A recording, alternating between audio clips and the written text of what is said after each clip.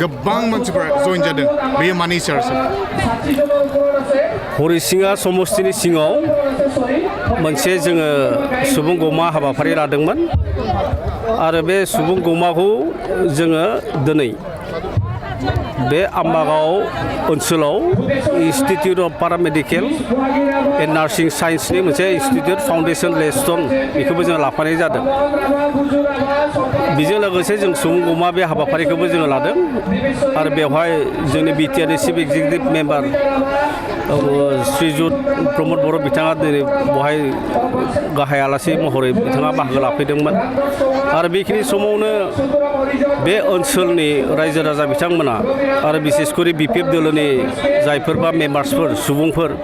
जे थांनाय 15 बोसोराव बिथांमोना सरकारनिफ्राय जेबो आसुनि मोननो हायाखै मेन खोथाया दा सेल्फ हेल्प ग्रुपनो जिथुनिखि फैसा होनाय रां होनाय 25,000 दा जाय बिथांमोनानिखि इउपिपिएल दोलोनि आरो बिथांमोना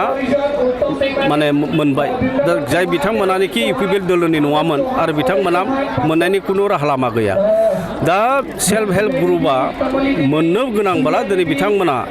बिपिएफ दोलोनि बिथांमोना इउपिपिएल दोलोआव जइन जानांगोन आरो अब्लासो माने बिथांमोना मोनगोन दा बेनिखायनो आरो जि डेभेलपमेन्टनि जि हाबाफारि बिसेसकरि आम्बागाव बेवहाय प्रमद बर' बिथांनि दैदेननायनि दारैनो डाइट कलेजबो मोनसे मोनबाय आरो आम्बागाव माने हाइ स्कुल बेबो आपग्रेड जानानै हायार सेकेन्डारि जाबाय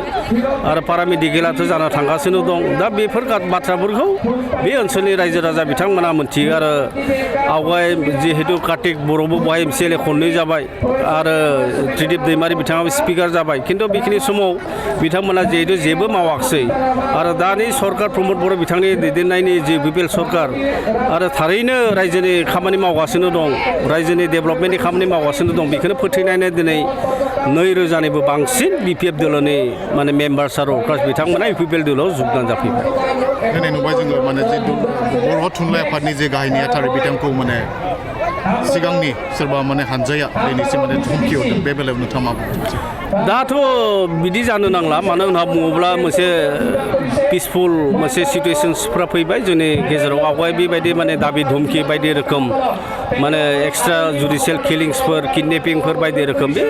बिपिएफ गभर्नमेन्टनि टाइमाव बेयो जाबाय थादोंमोन खिन्थु दा 3 बोसोर जिथुनिखि जाबाय दा बेयो मोनसे माने केअस एन्ड डिसअर्डार बेबायदि लाबोनायनि मोनसे आसलते बियो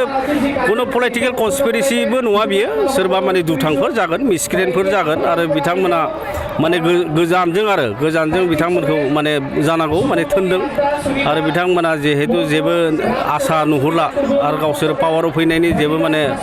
माबाखौनो नुहुरला दा बेनिखायनो दिनै बे दुथांफोर आरो मिसक्रियेन्टफ्रा बिदिनो मोनफा मोनला माने गोरोन्थिफोरखौ मावगोन आरो बिदि जाहाथे दाजाथों बेखौनो जों खावलायगोन जौगाथायनि लामायाव माने बिदि हेंथा होनो थाखाय बेबायदि खालामदों सानदों दा बेखौनो माने बेबायदि माखासे केअस एन्ड डिसअर्डारफोरखौ बिथांमोना गेजेर गेजेर लाबोनो सेस्था खालामगोन दिनै बिथांमोना अस्त्रनि जिथुनिखि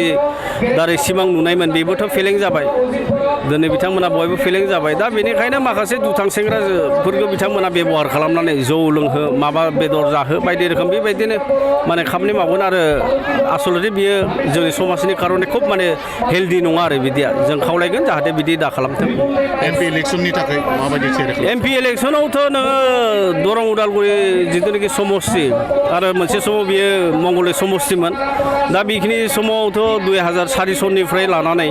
बहाय माने बिजेपियानो देरहालांबाय थाखादों आरो जिहेतु इउपिपिएलआ वान अफ द part of north east Democratic alliance बा नेशनेल डेम'क्रेटिक एलायन्सनि जिथुनिखि मोनसे पार्ट आरो बेनिखायनो जोङो माने इउपिपिएल दोलो बा ट्रेक्टरनि जानानैब्लाबो बे ओनसोलाव जाहाथे जोंनि बाथ्राफोरखौ दिल्लीसिम लांनो हायो बेबायदि माने मोजां केन्डिडेट जोङो निस्सय बिजेपिनिफ्राय मोनगोन आरो बिथांखौनो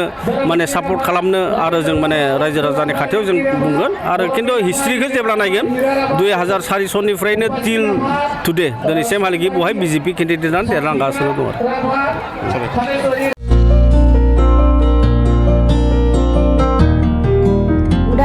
नोगोरनि संकरदेव मिशन हाई स्कुलनि साखाथियाव थानाय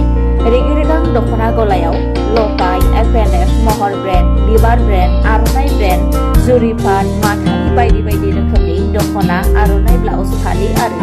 बर'नि साबसिन हामसिन आगरनि जिफोरखौ हलसेल आरो रिटेल मोन्नैबो बेसेनाव बायनो हागोन। बेनि थाखाय नोंथाङा 7896313108 एबा